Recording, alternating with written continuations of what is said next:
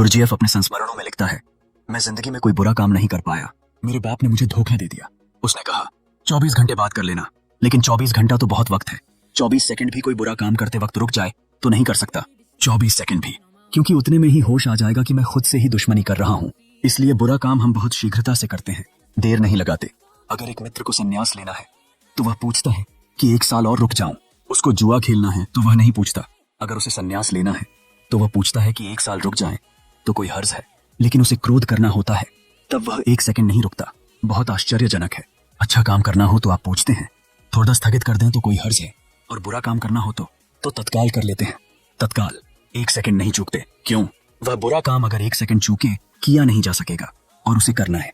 इसलिए 1 सेकंड स्थगित करना ठीक नहीं है और अच्छे काम को करना नहीं है। इसलिए जितना स्थगित कर सकें उतना अच्छा है, जितना टाल सकें उतना अच्छा है। हम अच्छे कामों को टालते चले जाते हैं कल पर और बुरे काम करते चले जाते हैं आज। और एक दिन आता है कि मौत कल को छीन लेती है। बुरे कामों का ढेर लग जाता है, अच्छे काम का कोई हाथ में हिसाब ही नहीं होता। इस प्रकार जीवन में अच्छे और बुरे कर्मों का संतुलन खुद में एक गहरी चुनौती है। जब भी हमें कोई अच्छा कार्य करने का विचार आता है, हम अक्सर उस पर प्रतिक्रिया देने में समय लेते हैं। यह देरी हमें यह सोचने पर मजबूर करती है कि क्या वास्तव में हमें वह कार्य करना चाहिए। हालांकि जब बुरे कार्य की बात आती है तो समय की प्रतीक्षा नहीं होती, प्रक्रिया तात्कालिक हो जाती है। जैसे कोई आत्मिक आवेग हमारे भीतर से हमें संचालित कर रहा हो। एक क्षण रुककर देख लेना कि जिस चीज से दुख आता हो उसे आप कर रहे हैं तो फिर अपने शत्रु हैं, और जो अपना शत्रु है उसकी अधोयात्रा जारी है। वह नीचे गिरेगा, गिरता चला जाएगा।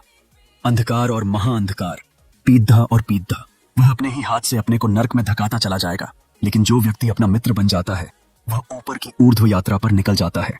उसकी यात्रा दिए की ज्योति की तरह आकाश की तरफ होने लगती है। मित्र वही है जो अशुभ से बचाता है और शुभ को समय पर करवाता है। अपने कर्तव्य का ईमानदारी से पालन करना, अपने पड़ोसी के प्रति और आध्यात्मिक प्राणियों का आदर करते हुए हमेशा उचित संयम बनाए रखना और सभी को कर्तव्य करने हेतु प्रेरित करना ही योग है। यह जो ऊपर उठती हुई चेतना है, अच्छे कामों को करने की चेतना है, यही योग है।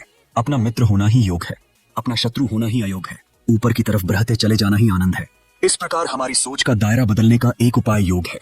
योग का अर्थ केवल शारीरिक व्यायाम नहीं है, बल्कि यह अपने अंतर्मुखी आत्मसंवाद से संबंधित है। यदि हम अपने कार्यों की प्रणालियों में ऊपर उठने की ऊर्जा को पहचान सकें तो हम अपनी चेतना को ऊर्ध्वगामी दिशा में निर्देशित कर सकते हैं। यही मित्रता का अर्थ है। एक ऐसा मित्र जो हमें सकारात्मकता की ओर ले जाए और बुराइयों से दूर रहने में सहायता करे। अंततः जीवन का यही सच्चा उत्सव है, यही आनंद है। एक व्यक्ति जो बुराई से स्थगित रहने में सक्षम है और अच्छे कर्म की ओर प्रोत्साहित करता है, वही असली योगी है।